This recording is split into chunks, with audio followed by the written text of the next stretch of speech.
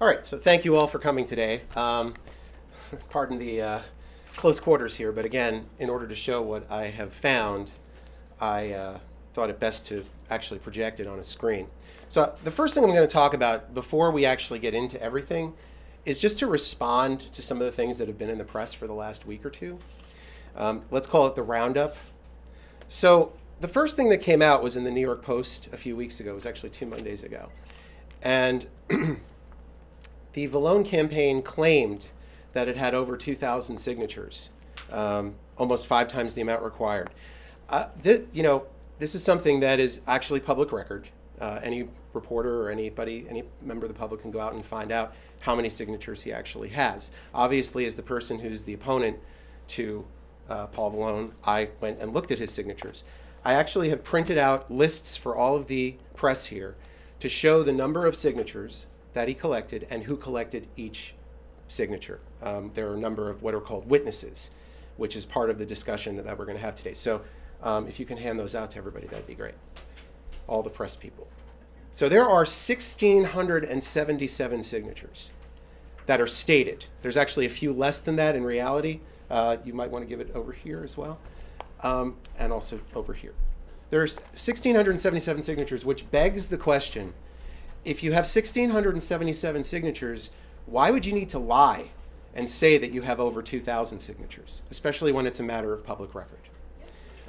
So that's the first thing. The second statement was by Lionel Morales. He said his lawsuit, like his campaign, has no merit and will be dismissed. And as I stated previously, the reason we dropped out was due to lack of funds. It's very expensive to run these lawsuits.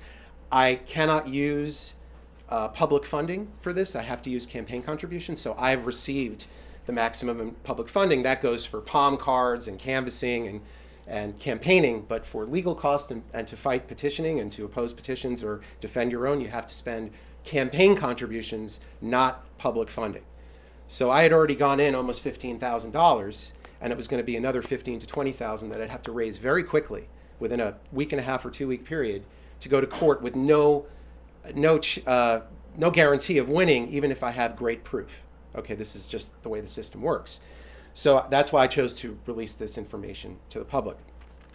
And one of the things, again, that Lionel Morales said, again, was his lawsuit, like his campaign, has no merit and will be dismissed. Now, this is Lionel Morales. Lionel is the director of communications for Paul Vallone. You can go to the next slide. Lionel signed 3 petitions. Now, let me repeat that. Lionel, who's the director of communications, signed 3 petitions. One on June 6th, supposedly. Next. One on June 9th. And one on June 28th. By 3 people who work for Paul Vallone. Let's go back to the first one. There. This is Danny Randell. He's a campaign worker. So we're not talking about volunteers. We're talking about someone who actually is a paid campaigner for Paul Vallone, getting his signature on June 6th. Next. Jonathan Schott, the chief of staff to Paul Vallone, getting his signature on 6/9.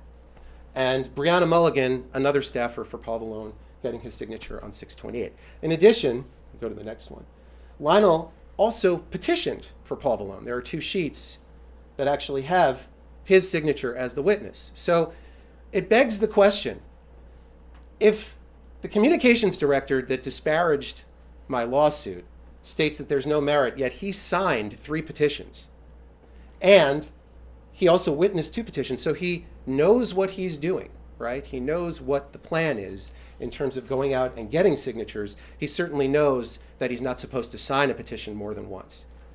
Now, is this illegal? It is illegal, although no one will ever be prosecuted for it. But it just kind of gives you an idea of what I'm dealing with here. Next, please. This is Vito Tautonico. He's the director of constituent services. Vito also signed multiple petitions. Keep going. Vito, again, signed on the same page, witnessed by Daniel Randell. On 6/6, there's his signature. And on 6/9, for the chief of staff. Okay, next. He also was a petitioner. Again, someone who should know better, as he's signing multiple times and then he's going out and getting petition signatures. Next. This is Sung-Hoo Yan. Michael is the way he goes in his English name. He's the director of special projects for Paul Vallone. Again, he signed on 6/28, and he signed on July 7th, again, for the chief of staff and for a staffer for Paul Vallone. And if you go to the next one, more interestingly, he got these prior to actually signing the other petitions.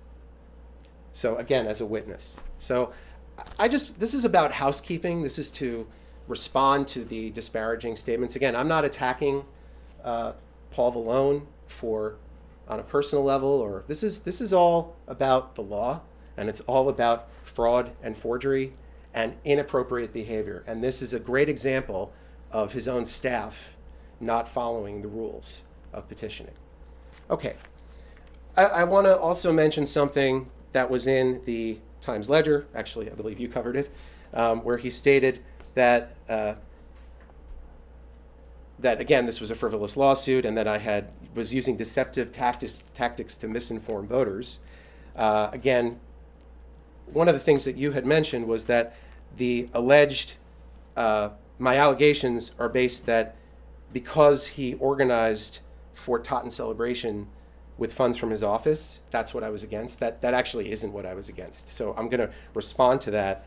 We're going to get into that next. The reason I brought this forward was that Paul Vallone used underage kids to collect signatures at Fort Totten, which is absolutely illegal. And that's part of the reason that we're here today. The last thing I'll mention is something that the Chronicle mentioned, which was another statement. Faced with arguing his absurd case in front of a judge, Graziano instead chose to withdraw the complaint, tacitly admitting that this was nothing more than a cheap, meritless publicity stunt that wasted everyone's time and our taxpayers' hard-earned money. Now, I want to make this very clear. I said it earlier. You cannot use your public money to go to court. So there is no taxpayers' money involved in the action that I took. It was from my campaign contributions.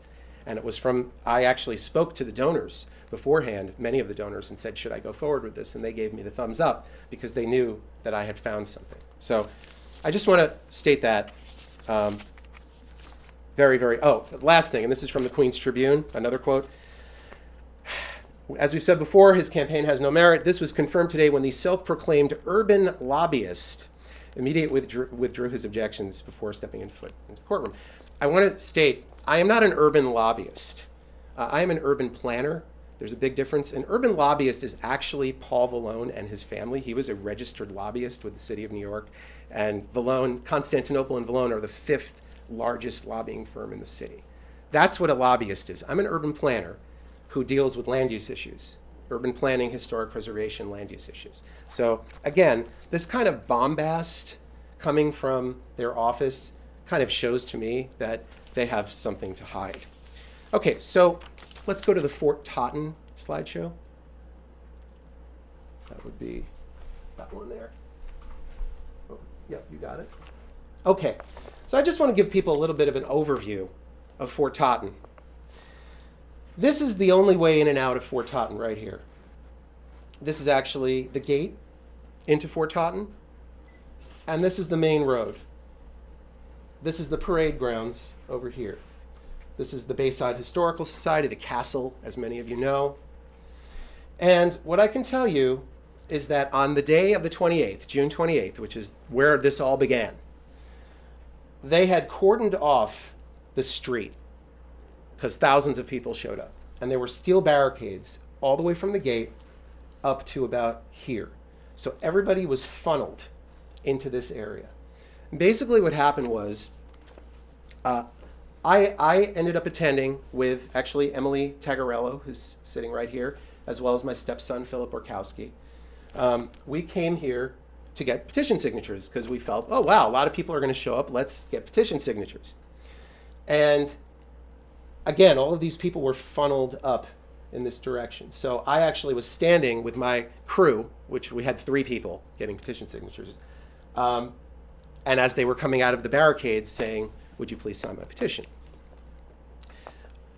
About an hour into it, I got concerned because people started telling me, oh, we already signed your petition.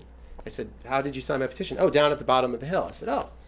Interesting. I don't have anybody down there. Well, we signed for Paul. I said, Paul who? Paul Vallone. I said, oh, okay. So at that point, I knew that Paul had sent people down, which, this is all fair to cut the line and put people where they're going to get signatures. It's, contact sport, no issue with that. And a few minutes later, my stepson came up to me and said, Paul, can I get petition signatures for you? Now, understand that his role, along with several other high school kids, was to contact someone and say, would you please sign a petition for my stepfather? He's running for city council. And then steer them to either Emily or a guy named Alex or my friend Colette, because they were the petition holders. They were all of age. They are all they're all Democrats. No problem. I asked Philip, well, you can't get a signature. You're only 15 years old. He said, oh, because Paul Vallone has a whole bunch of kids my age getting signatures. And I said, really? Okay. And then my friend, also who was getting petition signatures for me, ended up going down the hill, and she also responded by saying, there are tons of kids here, and they started chatting with them and saying, and they were identifying themselves as high school students and sophomores in high school. Now, just for everybody to understand, the rule is you have to be 18 years old to register to vote, or you have to be 17 turning 18 in the year of an election or right before that election. So if you're going to vote in a primary and you're 17, you have to turn 18 before the primary, but you can register prior to that as a 17-year-old. Okay? So, and then we're going to get to that. It's very important. So I went down the hill, and I ended up approaching one of at least a dozen kids who were lined all up and down here. At least a dozen, maybe more. I can't say more, but let's call them a squad would be the best way to describe it. And I went up to this person. Now, before I say that, I'd like maybe Emily to just chime in here, if that's okay. So I was volunteering to collect signatures for Mr. Graziano at Fort Totten. And like he said, we noticed a number of 15, 16-year-old looking kids collecting signatures, which really surprised me because the bottom of the petition is actually very clear, and it also states that it's a binding legal document. So I was just surprised because I wouldn't have asked Philip to be in that position where he was kind of committing fraud by petitioning on a legal document and not being the witness for it. So basically, we were just kind of surprised by the whole thing. Me and Philip Ethan had two people with petitions come up and ask us where we went to high school. And I said, Emily just graduated from Binghamton, yeah. And I'm a registered Democrat and 21. So I was just kind of surprised by that because the witness statement is very clear and also very binding in the language. You have to say, I, Emily Tagarello, acknowledge this is a legal binding document and I'm a registered Democrat. So it really was it's just a sworn affidavit. Yeah. Is what it is. So it really just surprised me, I guess. Okay. Thank you, Emily. So I went up to one of the underage petitioners, and he came up to me and said, will you sign a petition for Paul Vallone? And I said, I'm thinking about it. Now, obviously, this high school student had no idea who I was, which was worked to my benefit, I would say, in this case. And I asked him, where do you go to high school? And he said, the Queen's High School of the Sciences, which is a small specialized school at York College. And I said, what year are you? He said, I'm a sophomore. Okay, so that establishes right there that this kid is definitely under 18 years old, and he's not a registered voter. Why don't you go to video number 1? At this point, I began to start videoing.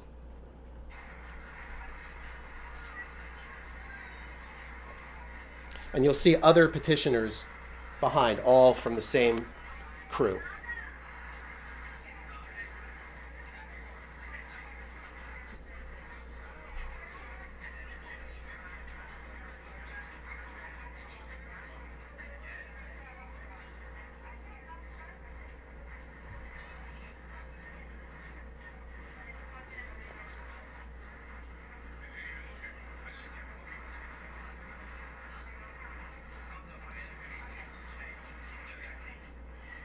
Okay, let's go to the second one.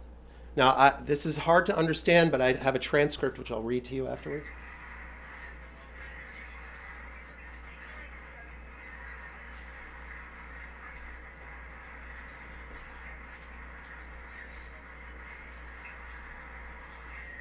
Oh, you're holding the camera for this? Yes.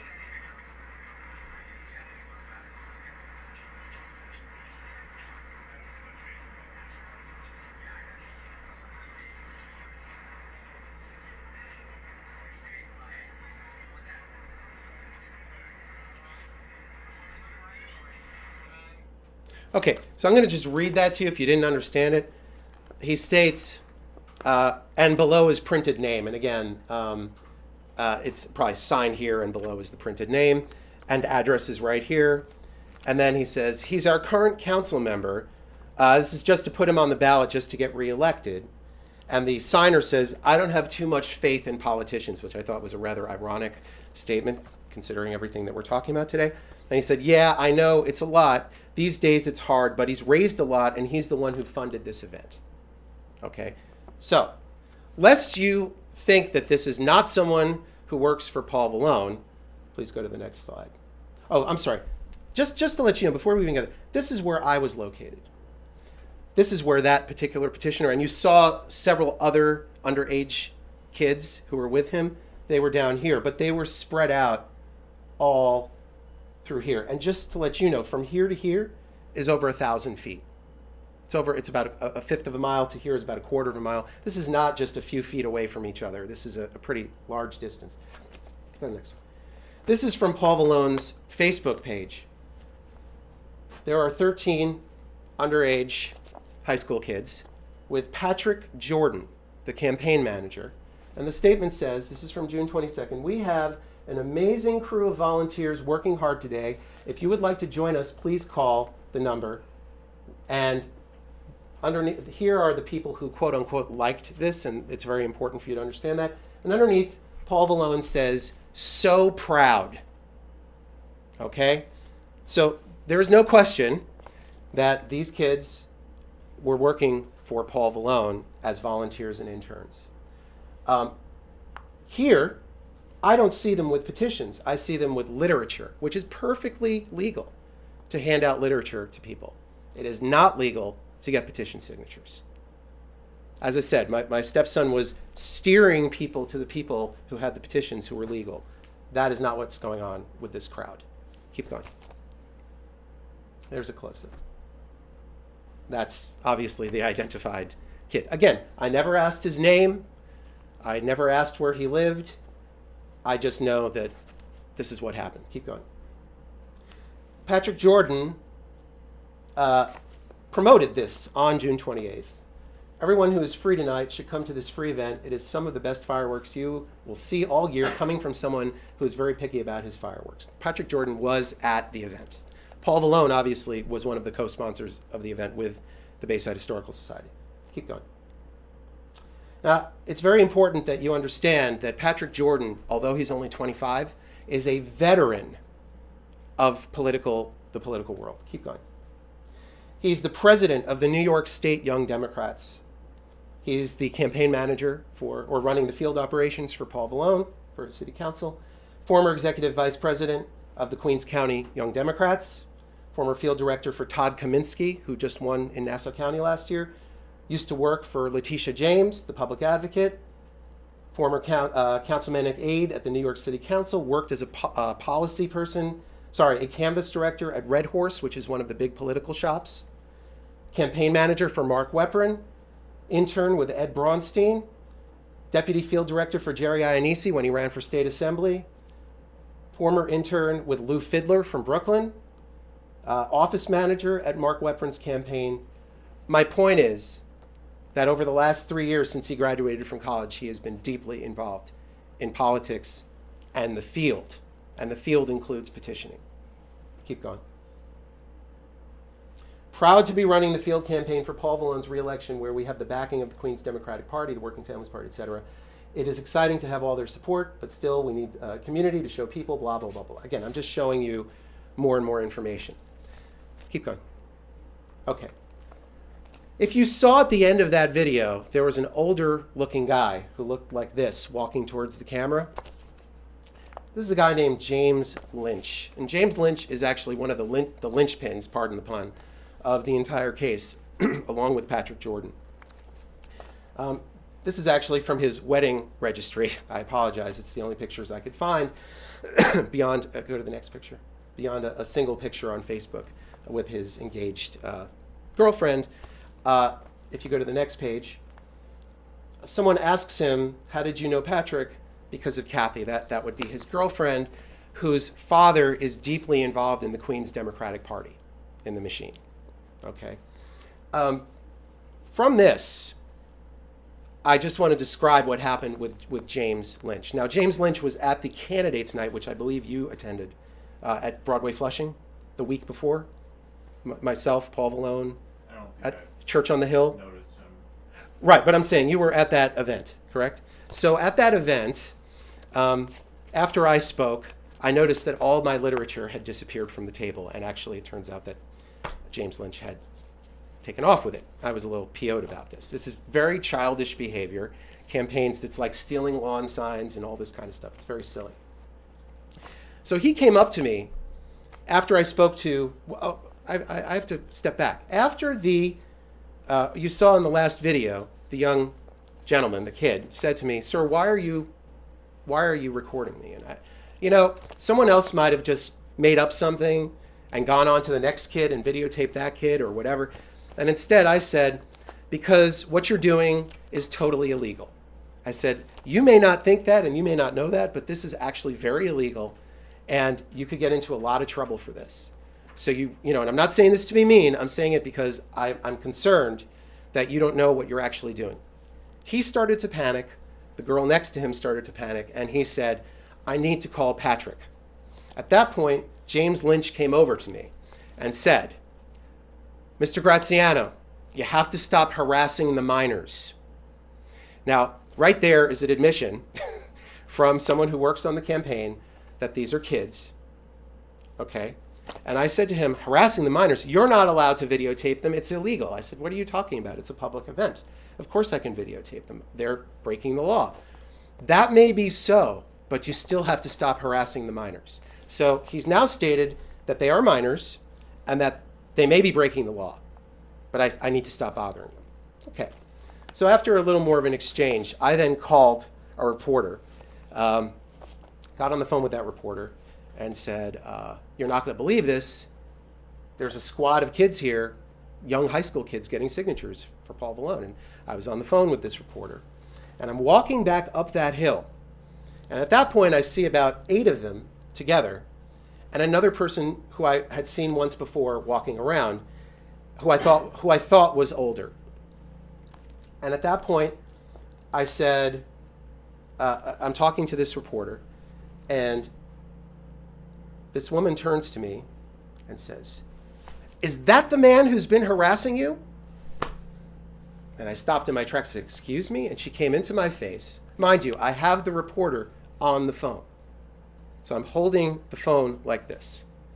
And she starts threatening to sue me, saying that she's a graduate of Columbia Law and that this is harassment towards minors and I'm not allowed to say anything towards minors. I said, excuse me, minors are conducting illegal activity here and I'm getting documentation of that. Who are you to say this? And I said, I'm the other candidate. And at that point, she stopped for about 10 seconds and then proceeded to say, well, I went to Columbia Law and I'm with the DNC and I'm with the Young Dems and I was a Bernie Sanders delegate. And I said, well, that's all well and good, but what these kids are doing is illegal. No, this is totally according to DNC protocol. And I said, well, this is not according to any protocol. These are kids getting signatures. And this went on for a minute or two. Again, mind you, the entire exchange being heard by the reporter on the phone.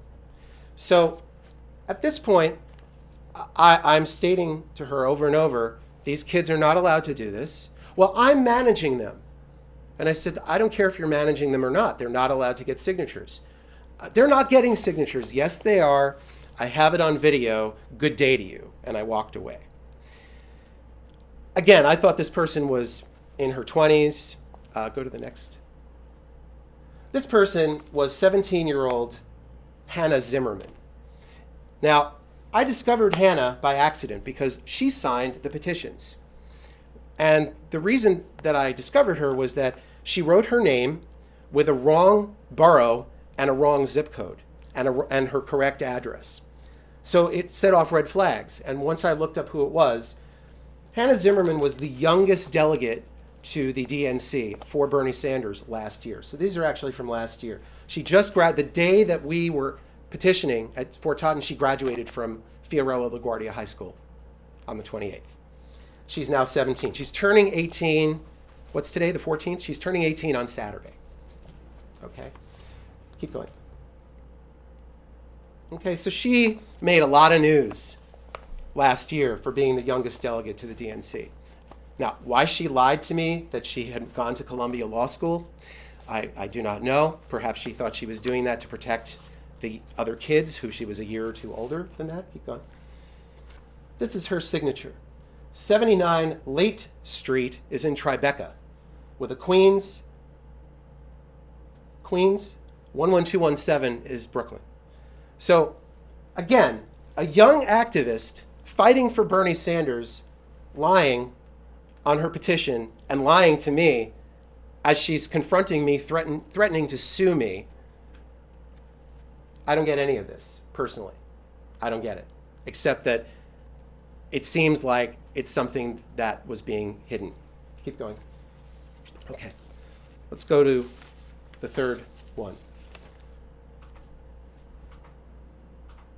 So we're going to talk a little bit about James Lynch today. What I uncovered at the Board of Elections after this all happened, and again, this is a huge story, and it's a shame I was unable to bring this to its completion at court, because it's my belief that I would have taken Paul Vallone off the ballot. But this is why it's so important that this information get out to the press and the public. I actually submitted, Paul Vallone submitted his petitions on July 10th. I submitted mine on July 12th.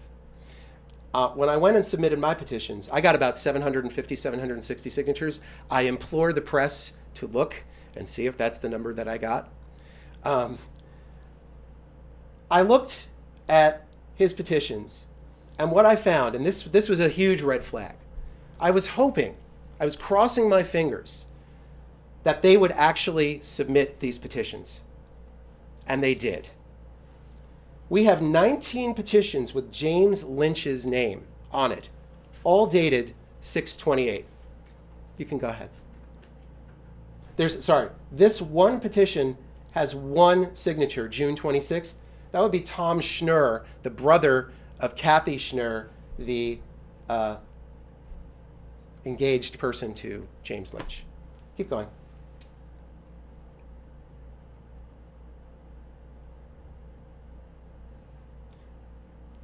Now, why am I showing you all of this? Well, I don't want to say it's impossible, because it's not impossible. It's highly improbable that a single person will get 256 signatures in a single day. They certainly will not get 256 signatures in a single event. A typical petitioner, as you saw in the clips that I showed you, a typical signature takes about 2 minutes. So if you're getting 30 signatures an hour, you're a rock star. So if you're getting 256 signatures, you're getting 30 signatures an hour. That comes out to essentially 9 hours without a break of getting signatures on a single day. Something is not right about this, okay?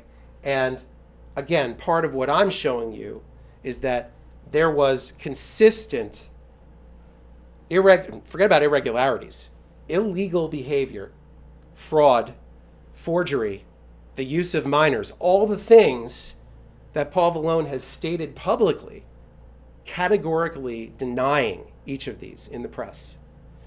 I believe that this is just the beginning, and I want to tell the press this. I will be releasing more information every 3 to 4 days for the next few weeks. Because as you see, we've been standing here now for approximately 35 minutes. And I've barely scratched the surface of what I'm talking about. That's why this is an extremely complex, complicated, and comprehensive analysis of what's going on.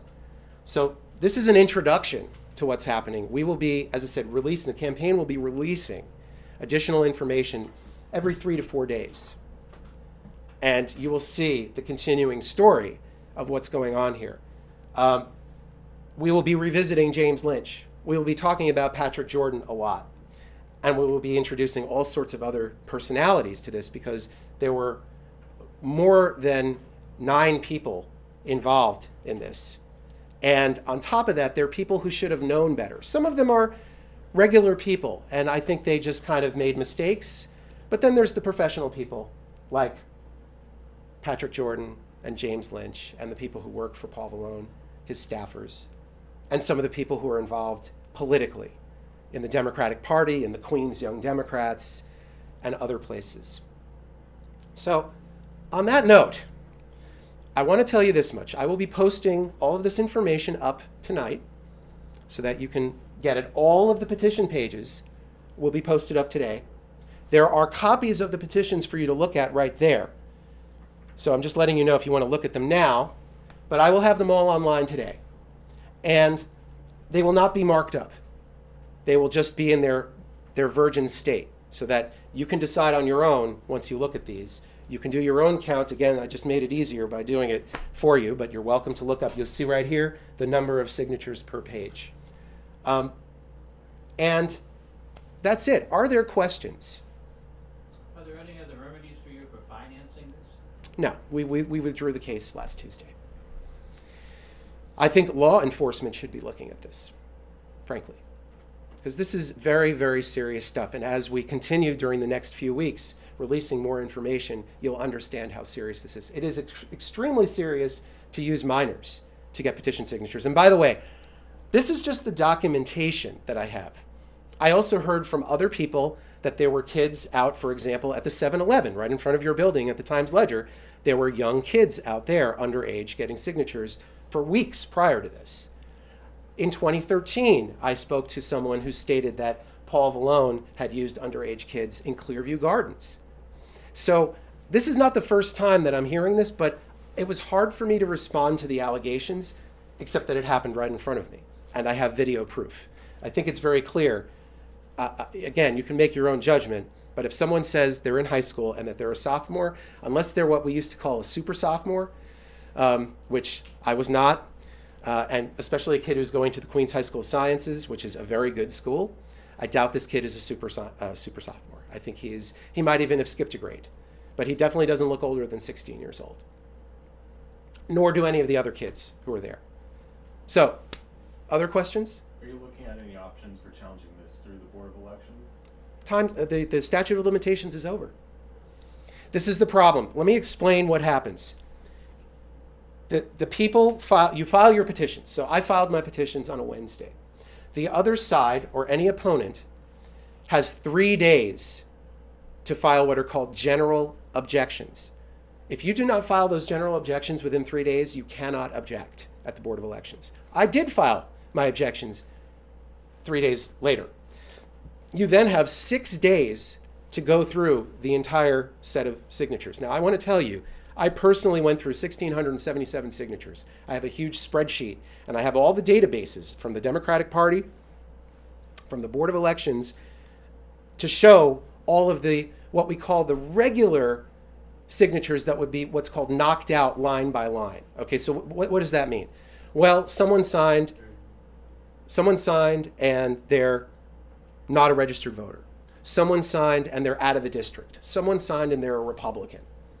Okay, these are all people who would not be valid on these petitions to begin with. Then there's other things like with James Lynch, every single one of his addresses is incorrect. So that in itself is a technicality that would invalidate the entire page. Okay, so I put all of those together. I had 6 days to file. I decided to go to court instead because a lot of the fraud and forgery charges you cannot bring up to the Board of Elections. They have a very sort of, I don't want to say scientific, but a very specific system that they use for fraud and forgery, and it's very technical. And with the courts, you have much more opportunity to introduce kids getting petition signatures, for example, and have it showing videotape. That's why we went to court instead of the Board of Elections. So the Board of Elections statute of limitations ran out 6 days later. The court statute of limitations ran out 3 days after that. So I had to file the court case immediately. That's what I did. And by the way, my lawyer will be available for comments. Many of you already have his contact information. He couldn't make it today because he ended up having an emergency to go to court, unfortunately. Other questions? Comments? Okay. Thank you for coming. The assembled petitions, hard copies, are sitting right on the table if you want to look at them. And I appreciate you coming. Thanks.